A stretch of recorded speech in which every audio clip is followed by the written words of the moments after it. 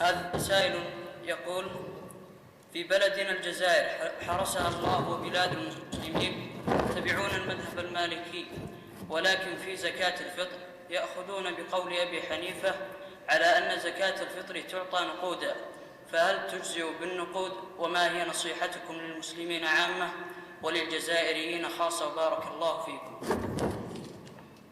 صدقة الفطر بينها رسول الله صلى الله عليه وسلم بيانا واضحا، وهي صاع من بر أو صاع من شعير أو صاع من تمر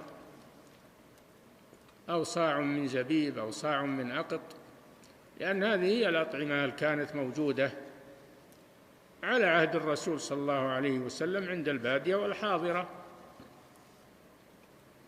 فإذا جاء أطعمة أخرى تحل محلها يخرج منها صاع من طعام، لأن في الحديث صاع من طعام البلد الذي يؤكل قوت في البلد يخرج منه صاع.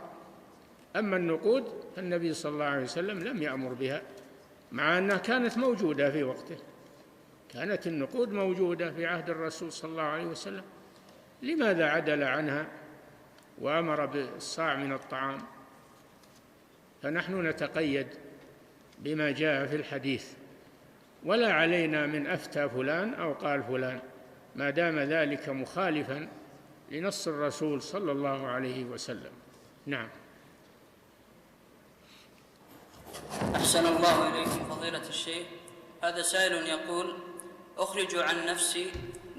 أخرج زكاة الفطر نقودا ووالدي يخرجها طعاما، فهل عملنا صحيح؟ فيدونا جزاكم الله خيرا. والدك هو المصيب، الذي يخرجها طعاما هو المصيب، فأخرجها طعاما مقدرا بالصاع. نعم، وهو 3 كيلو تقريبا، الصاع 3 كيلو تقريبا. نعم.